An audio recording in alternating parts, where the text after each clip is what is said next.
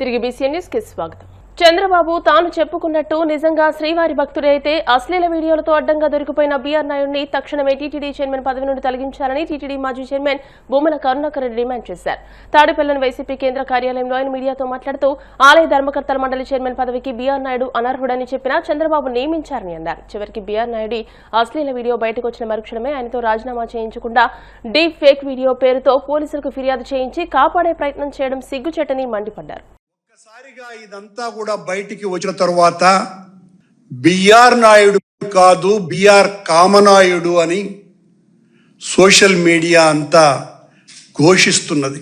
వాత్సాయనుడికి వారసుడు ఆ పాఠాలు నేర్పించేటువంటి నేర్పరి అని అందరూ కూడా తెగ వాపోతున్నారు.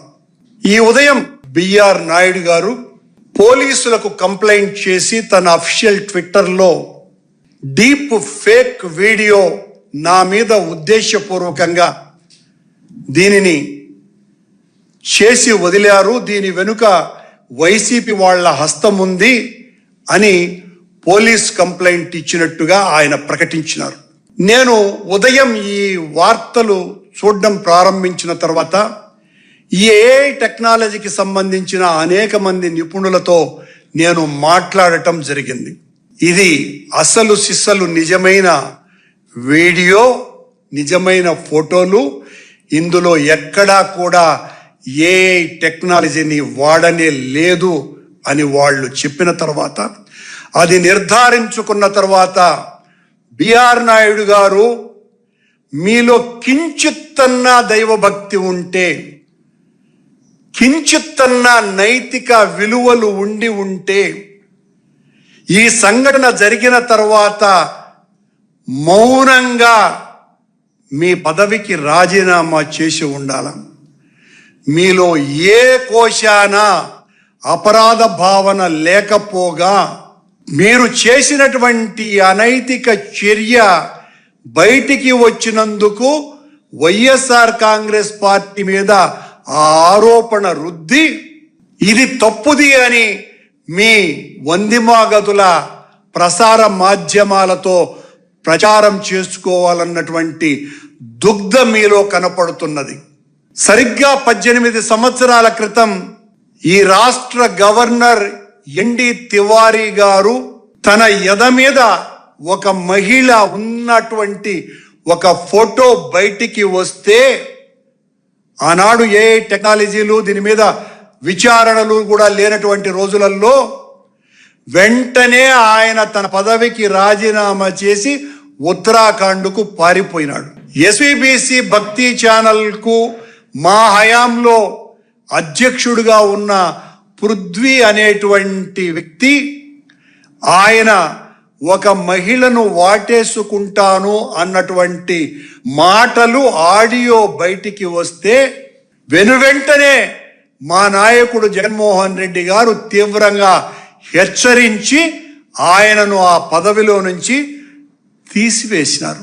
చంద్రబాబు నాయుడు గారిని మీరు నిజంగా భక్తిపరులే అయితే, మీలో భక్తి అణువణువున ఉంది అని ప్రకటించుకుంటున్నటువంటి మీ మాటలు నిజమైతే, మీరు నియమించిన ఈ బీఆర్ నాయుడు అనేటువంటి కామనాయుడుగా సోషల్ మీడియా ప్రచారం చేస్తున్నటువంటి ఈ నాయుడు గారిని వెంటనే బర్తరఫ్ చెయ్యాల. మీరు ఆ బీఆర్ నాయుడైనా కూడా రాజీనామా చేసి వెళ్ళాలి. సిట్ తన నివేదికలో అడ్మినిస్ట్రేటివ్ ల్యాబ్స్ కు సంబంధించి ఆరోపణ ఉంది అని చంద్రబాబు నాయుడు గారు ఈవో సింగాల్ను వెంటనే ఒక్క క్షణంలోనే బదిలీ చేశారే. ఒక మహిళతో ఇంత అసభ్యంగా, అనైతికంగా, ఇంత పెద్ద ధార్మిక సంస్థలో అధ్యక్షుడిగా ఉన్నటువంటి వ్యక్తి నిన్నటి నుంచి ఇంత పెద్ద ఎత్తున ప్రపంచమంతా గగ్గోలు పుట్టే విధంగా ప్రచారం జరుగుతూ ఉంటే మీరెందుకు ఇంకా మౌనంగా ఉన్నారు? మౌనంగా ఉన్నారు అంటే ఈ పాపంలో మీరు భాగస్వాములు అనేటువంటి అనుమానం సభ్య సమాజానికి వస్తుంది. నెల్లూరు జిల్లా గూడూరు పట్టణంలోని అల్లూరు ఆదిశేషారెడ్డి ప్రభుత్వ స్టేడియంలో జిల్లా taekwondo association GS taekwondo club ఆధ్వర్యంలో colour belt examination promotion test నిర్వహించారు. చిన్నారులు ఉత్సాహంగా పోటీల్లో పాల్గొన్నారు. ముఖ్య అతిథిగా విచ్చేసిన 1 టౌన్ ఎస్ఐ మనోజ్ కుమార్ తాయిక్వాండోలో పాల్గొన్న వారికి సర్టిఫికెట్లు, బెల్ట్లు అందజేశారు. ఈ సందర్భంగా ఆయన మాట్లాడుతూ జిఎస్ తాయిక్వాండో క్లబ్ ఆధ్వర్యంలో శిబిరం నిర్వహించడం అభినందనీయమని, ప్రభుత్వ పాఠశాలలో చదువుతున్న వారికి ఉచితంగా తాయిక్వాండో శిక్షణ ఇస్తారని, తాయిక్వాండో నేర్చుకోవడం వల్ల విపత్కర పరిస్థితుల్లో ప్రాణాలు కాపాడుకోవచ్చని తెలియజేశారు. కరాటేలో నైపుణ్యం పొందిన పిల్లలందరికీ బెల్ట్లు ఇవ్వడం జరిగింది. కరాటే అనేది చాలా important. It is a self defence technique. కాబట్టి ప్రతి ఒక్క ఆడపిల్లలకి, మగపిల్లలకి అందరికి కూడా కరాటే నేర్పించాలని చెప్పి కోరుకుంటున్నాను. అలాగే ఈ జిఎస్ రాయల్ పైన ఉన్న తాయిక్వాండో క్లబ్లో గవర్నమెంట్ స్కూల్లో చదివే పిల్లలకి ఎటువంటి ఫీజు లేకుండా ఫ్రీగా తాయిక్వాండో స్కిల్స్ నేర్పిస్తామని చెప్పి చెప్తా ఉన్నారు. ఇది చాలా మంచి ఆలోచన. Thank you. ఈ కార్యక్రమాన్ని ధన్యవాదాలు. ఈ పరీక్షలో yellow 1, green 1, blue 1, red 1 colour belts ఇవ్వడం జరిగింది. ముఖ్యంగా ఇది గూడూరులో జిఎస్ తాయిక్వాండో క్లబ్ ఆధ్వర్యంలో జరిగింది. మామూలుగా ఇక్కడ కోచ్ నవీన్ కుమార్ చాలా అద్భుతంగా పిల్లల్ని నిర్వహించడం జరిగింది. ఎంతోమంది క్రీడాకారులకు ఆయన ఎదుగుదలకు చాలా గర్వంగా చేయడం చూస్తున్నాము. అట్లాగే ఇక్కడ తాయిక్వాండో కోచ్ ప్రతి ఊళ్ళో ప్రతి మండలంలో తాయిక్వాండో కోచ్ ఏర్పాటు చేయడం జరిగింది అసోసియేషన్ తరఫు నుండి. ఈ అసోసియేషన్ ఆంధ్రప్రదేశ్ తాయిక్వాండో అసోసియేషన్ ఆధ్వర్యంలో ప్రతి మండలంలో ఒక కోచ్ని ఏర్పాటు చేసి మనం ప్రభుత్వ చదువుతున్న విద్యార్థులకు ఉచిత శిక్షణ ఇవ్వాలని చెప్పేసి నిర్ణయం జరిగింది. అదే మొట్టమొదటిసారిగా గూడూరులో జిఎస్ ప్లాజాలో 4th ఫ్లోర్లో ప్రభుత్వ పాఠశాల చదువుతున్న విద్యార్థులకు, అది మహిళలకైనా మళ్ళీ క్రీడాకారులు ఎవరికైనా సరే ఉచితంగా శిక్షణ ఇవ్వాలని చెప్పేసి నవీన్ శంకర్ గారికి మేము చెప్పాము. అట్లాగే ఇక నుండి ప్రభుత్వ స్కూల్లో చదివిన పిల్లలు ఎవరైనా సరే స్టడీ సర్టిఫికేట్ తీసుకొని వస్తే జిఎస్ ప్లాజాల్లో ఉచితంగా శిక్షణ ఇవ్వబడుతుందని తెలియజేస్తున్నాము. అలాగే ఈ తాయిక్వాండో వల్ల స్పోర్ట్స్ కోటా 3% ఉంటుంది. అదేంటంటే ఇది వల్ల మహిళలకు ఎంతో ఉపయోగం ఉంటుంది. ప్రభుత్వాలలో చదువుతున్న స్కూల్ విద్యార్థులకు ఎస్జిఎఫ్, ఖేలో ఇండియా ప్రభుత్వ చాలా సర్టిఫికేట్స్ ఉపయోగపడుతున్నాయి. కనుక దీన్ని సద్వినియోగం చేసుకోవాల్సిందిగా నేను అందరినీ కోరుతున్నాను. ధన్యవాదాలు. తెలంగాణలోని కాంగ్రెస్ ప్రభుత్వం బుల్డోజర్ పాలన నడుపుతోందని బీఆర్ఎస్ వర్కింగ్ ప్రెసిడెంట్ కేటీఆర్ విమర్శించారు.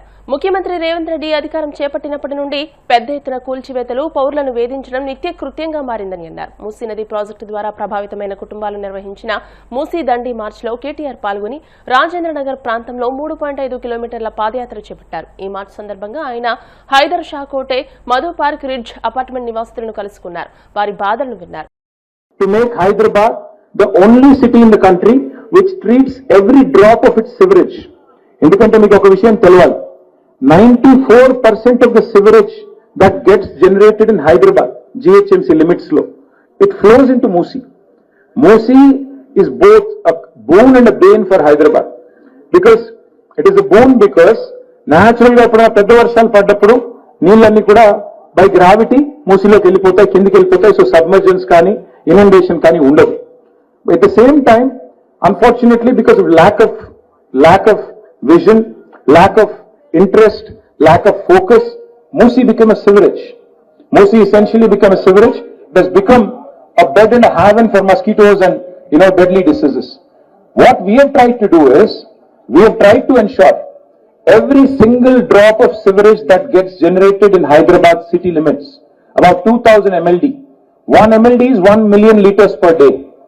2000 MLD of sewage that gets generated in Hyderabad, we ensured that we build capacity of 866 crores worth of sewage treatment plants have been built. 80% have been constructed in our time. Unfortunately, మీకు తెలుసు हैदराबाद में మీరెవరు कांग्रेस ने నమ్మలేదు. हैदराबाद में आपने GHMC के दायरे में, ओआरआर के दायरे में किसी ने कांग्रेस को वोट नहीं दिया, एक सीट भी नहीं दिया. पर जो हमारे नादान और मासूम हमारे जो डिस्ट्रिक्ट्स के जनता है, उनको इन्होंने हथेली में जन्नत दिखाया. उनको इन्होंने ख्वाब दिखाया, एक हसीन ख्वाब दिखाया कि उनको बोला कि आपको 100 दिन के अंदर 6 गारंटी दे देंगे. मैं आज पूछना चाहता हूं, आपसे सोचने के लिए मजबूर करना चाहता हूं, क्या रेवंत रेड्डी ने मूसी के नाम पे इलेक्शन जीत के आया? क्या इतने सारे घर तोड़ने के लिए वादा करके वो इलेक्शन जीत के आए क्या? उनको हैदराबाद में एक सीट मिला क्या? आज किस हक से, किस मुंह से आज हजारों घर गिराने की बात कर रहे हो? आप एक बात सोचिए, हमने अगर एक घर गिराए बगैर अगर 5 किलोमीटर सुंदर करके दिखाया मूसी में और एसटीपी हमने 32 लगा दिया, तो क्या रेवंत रेड्डी नहीं कर सकते हैं? क्या रेवंत रेड्डी वही डीपीआर को लेकर आगे नहीं जा सकते हैं एक घर तोड़े बगैर? पर इनका एजेंडा अलग है. వీళ్ళ ఎజెండా వేరు వీళ్ళ ఎజెండా ఏంటి అంటే, మొన్న చెప్పారు రేవంత్ రెడ్డి గారు, గాంధీ కుటుంబానికి ఏమైనా అవసరం ఉంటే 1000 కోట్లు ఇస్తారంటే ఈయన. అంటే ఈయన 1000 కోట్లు ఇస్తానంటే ఎన్ని వేల కోట్లు వెనకేసుకోవాలి? ఈయన మామూలుగా ఇచ్చేవాడా? ఆయనకే 1000 కోట్లు ఇస్తాను డొనేషన్ అంటే ఈయన కొన్ని వేల కోట్లు దాచుకునే బాపతి. ఇది ఇతర కేసు కాదు. ఐసీసీ పురుషుల టీ20 ప్రపంచ కప్ 2026 లో టీమిండియా సెమీఫైనల్లోకి అడుగుపెట్టింది. కోల్కతాలోని ఈడెన్ గార్డెన్స్ వేదికగా వెస్టిండీస్ తో జరిగిన సూపర్ 8 మ్యాచ్ లో భారత్ 5 వికెట్ల తేడాతో ఘన విజయం సాధించింది. 196 పరుగుల భారీ లక్ష్యంతో బరిలోకి దిగిన భారత్ సంజు సామ్సన్ అద్భుత పోరాటంతో మరో 4 బంతులు మిగిలి ఉండగానే విజయాన్ని అందుకుంది. ఈ గెలుపుతో భారత్ మార్చి 5వ తేదీన ముంబై వేదికగా ఇంగ్లాండ్తో సెమీఫైనల్లో తలపడనుంది. Oh, that's huge. That's the biggest of the match so far. Well, India will need to pull off their highest successful chase, 196.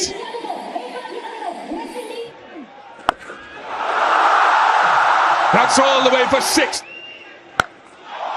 And that's partly going to be his downfall. And now 50 reaches there with the boundary. Long enough. Just got up.